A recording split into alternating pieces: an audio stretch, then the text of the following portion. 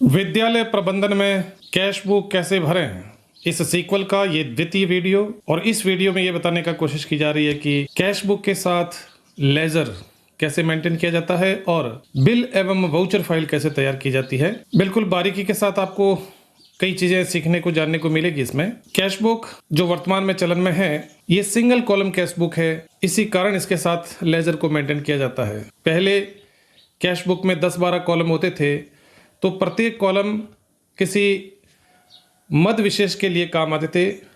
Particular जैसे 4 number column है तो वो कुक कम हेल्पर के लिए है, 5 नंबर है कन्वर्जन कॉस्ट के लिए, 6 नंबर MME के लिए। इस प्रकार लेजर अलग से मेंटेन करने की आवश्यकता नहीं होती थी। लेकिन अब सिंगल कॉलम होने के कारण किस मद में कितनी राशि जमा हुई है, कितनी खर्च हुई है, कितनी शेष बची है, ये जानकारी लेजर से ही प्राप्त होती है। तो लेजर को कैसे मेंटेन किया जाता है, क्या क्या चीजें उसमें लिखी जानी होती है। इसके साथ ही जब हम वाउचर बनाते हैं तो राशि का भुगतान नकद किया जाता है या चेक के द्वारा किया जाता है, तो किस प्रकार की स्क्रिप्ट उस पर लिखी जानी होती है, इसकी विस्तृत जानकारी के साथ कैश बुक कैसे भरें भाग द्वितीय प्रस्तुत है।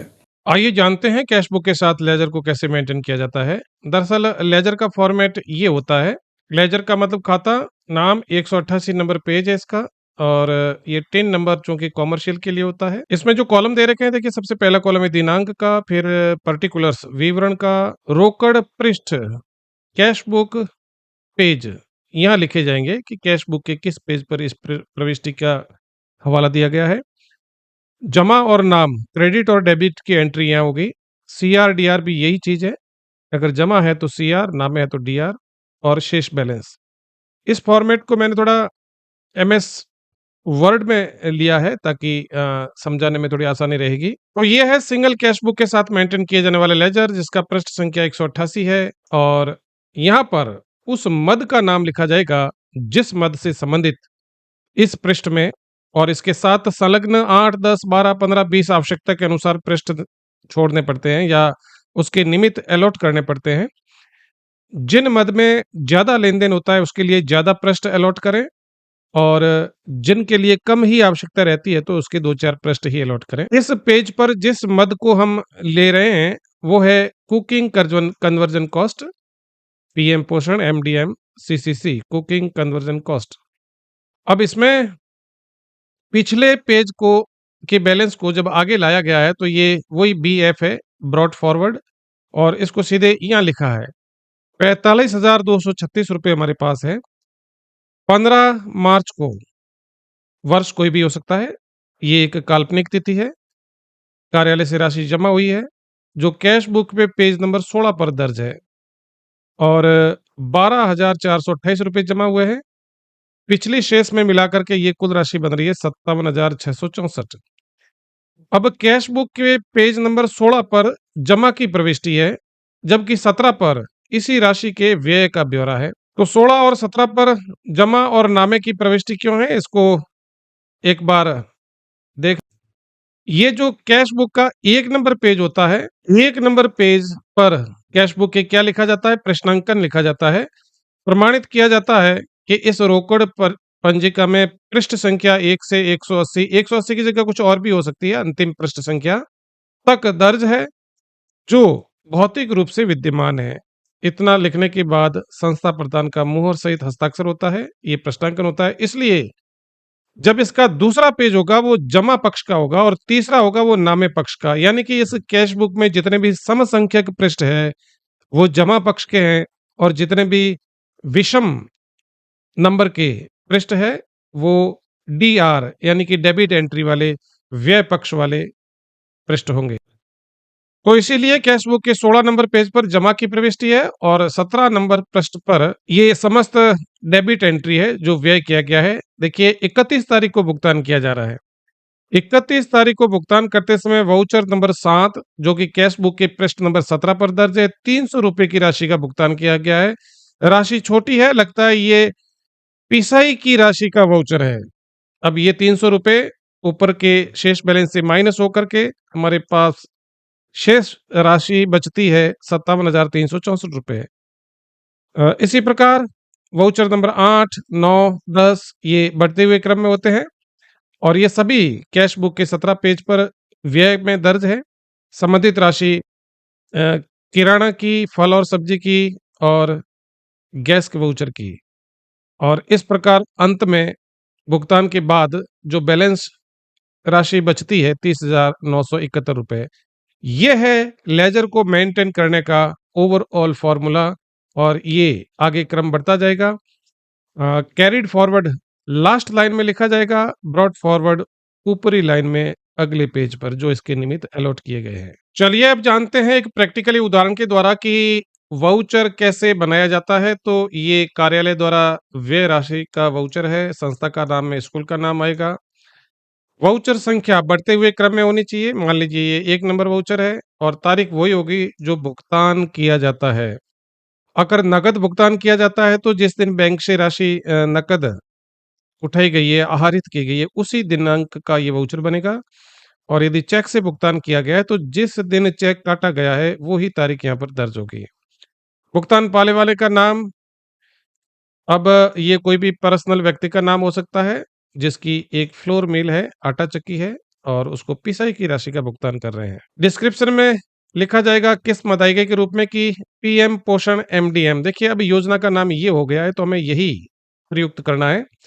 पीएम पोषण एमडीएम योजना में गेहूं पिसाई की बकाया राशि का नकद भुगतान, ये बकाया राशि और नकद भुगतान ये दो शब्द आने चाहिए।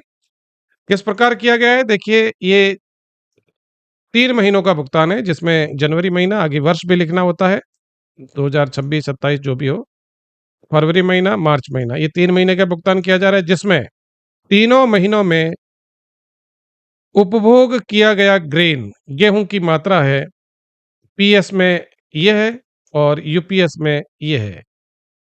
तो अब इनका हॉरिजेंटली ये टोटल है और कुल मिला के योग जो गेहूं है 191 किलोग्राम 750 ग्राम।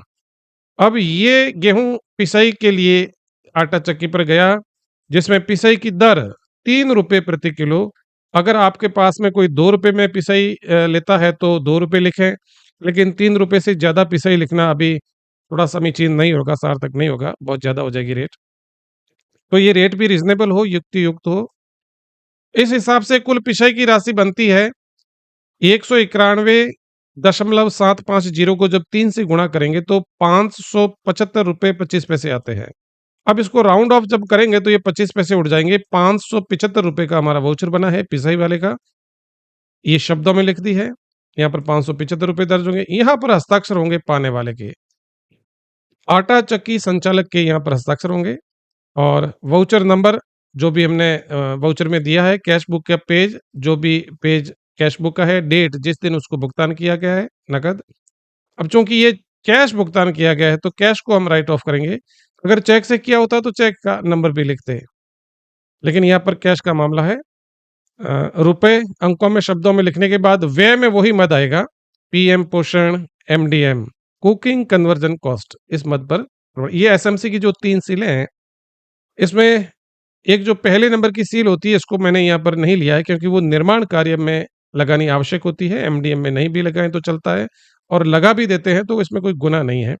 उसमें क्या होता है कि व्यय का अनुमोदन प्रस्ताव, नहीं, पहले व्यय का प्रस्ताव और फिर उसके अनुमोदन का प्रस्ताव, दोनों का जिक्र होता है। एसएमसी कार्रवाई रजिस्टर के किस पृष्ठ पर वो प्रस्ताव लिया गया वगैरह वगैरह, उसमें वो ब्यौरा होता है। और फिर स्टॉक रजिस्टर में एंट्री का भी ब्यौरा होता है। तो वो निर्माण कार्य की सामग्री के लिए 1 नंबर का जो सील होती है, ये 2 और 3 नंबर सील है। तो इस प्रकार ये वाउचर कंप्लीट हुआ जो कि पिसाई का था। चलिए एक और वाउचर लेते हैं जिसमें संस्था का नाम स्कूल आ गया। वाउचर नंबर 2 लिखें या जो भी क्रम संख्या आगे बढ़ रही है, दिनांक वही लिखें जिस दिन भुगतान किया जा रहा है। भुगतान पाने वाले का नाम, अब चूंकि ये जो वाउचर है वो गैस सिलेंडर की जो रिफिल राशि है, प्रथम बार जो अपनी जेब से अमानत के रूप में देता है, चाहे वो संस्था प्रधान हो या पोषाहार प्रभारी हो, जिन्होंने भुगतान किया है और अब हम उनके भुगतान का पुनर्भरण कर रहे हैं तो उनका नाम आएगा बतौर, यहाँ संस्था प्रधान का भी नाम आ सकता है, पोषाहार प्रभारी का नाम आ सकता है, स्कूल का नाम लिखें। किस्त अदायगी में पीएम पोषण एमडीएम योजना में इनके द्वारा गैस सिलेंडर रिफिल हेतु की गई भुगतान राशि का पुनर्भरण चेक द्वारा किया गया, ये चीज यहाँ लिखी जानी होती है।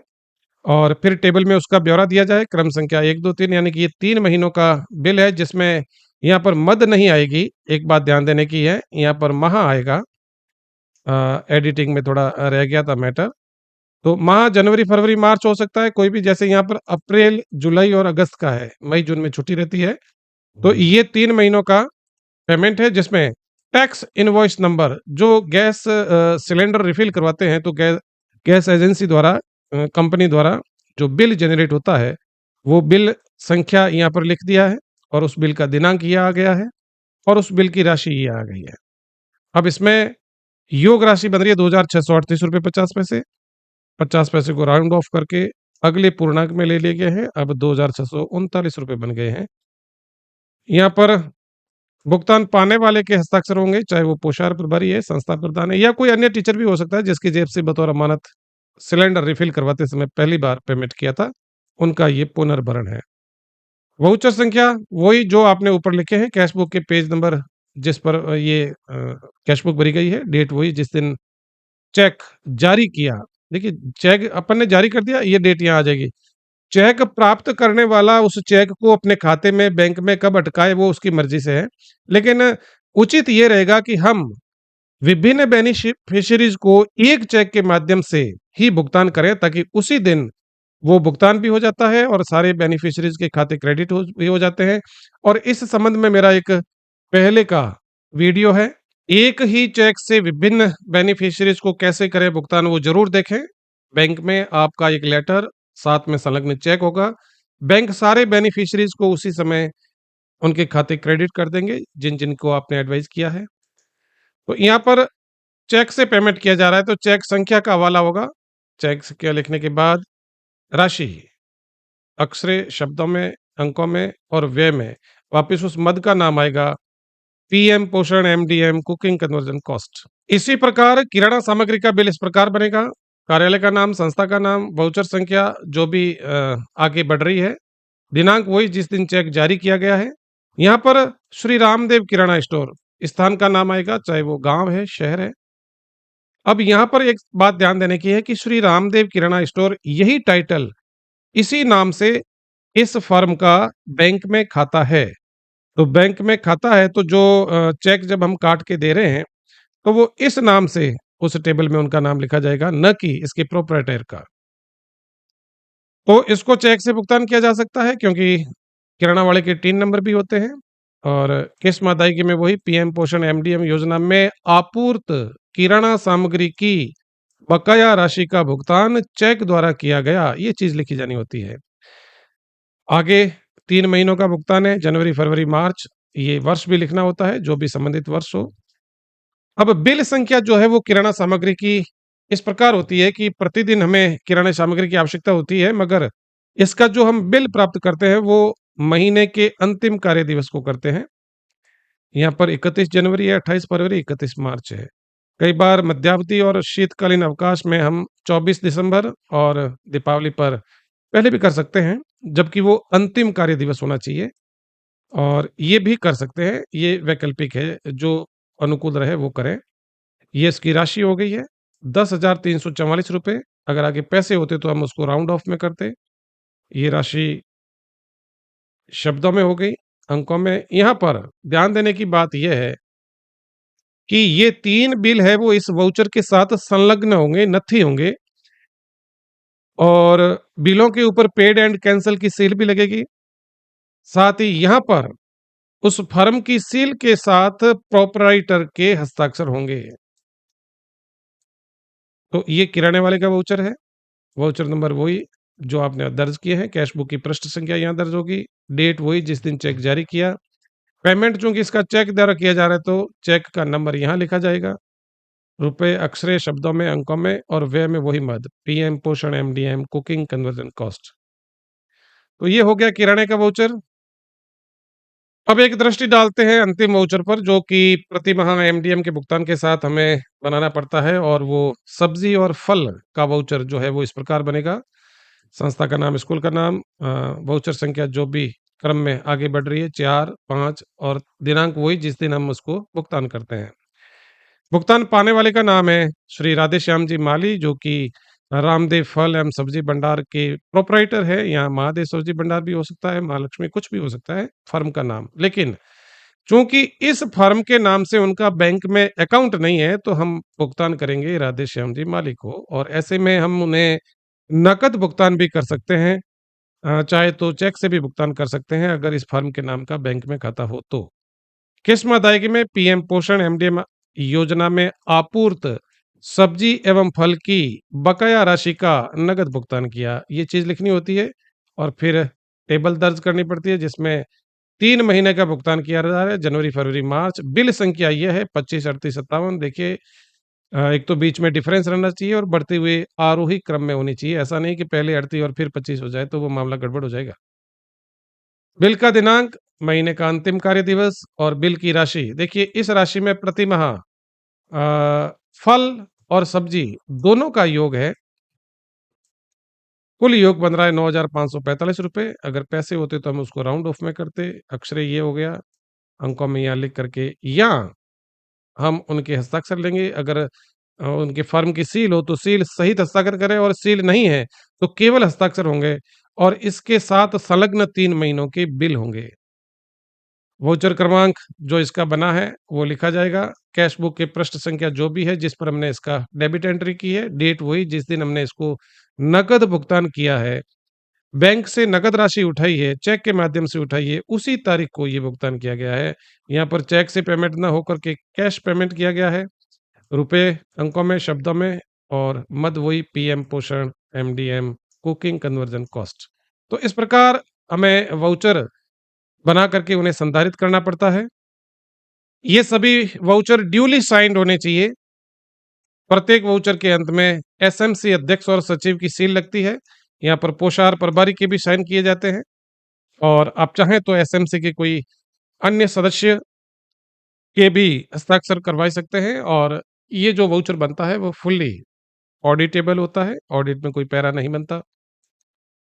तो इस प्रकार एमटीएम और बाल गोपाल योजना के तहत हम प्रति माह या 2 महीनों की एक साथ, 3 महीनों की एक साथ, जब भी हम पेमेंट करते हैं तो कैश बुक भरते समय इस प्रकार के वाउचर्स को संधारित करने होते हैं, और फिर वे फाइल होते हैं। प्रयास ये रहे कि चेक से जब हम भुगतान करें तो चेक मल्टी बेनिफिशियरी के नाम, बैंक को योर सेल्फ के नाम काट करके दे दे, और साथ में एक एप्लीकेशन लिख करके संबंधित बेनिफिशियरी के अकाउंट को क्रेडिट करने का अनुरोध कर सकते हैं। बैंक उन्हें भुगतान कर देगी।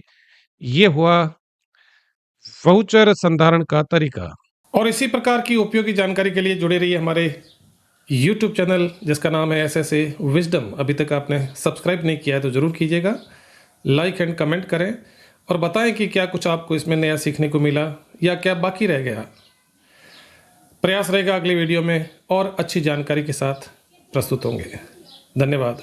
जय हिंद, जय भारत।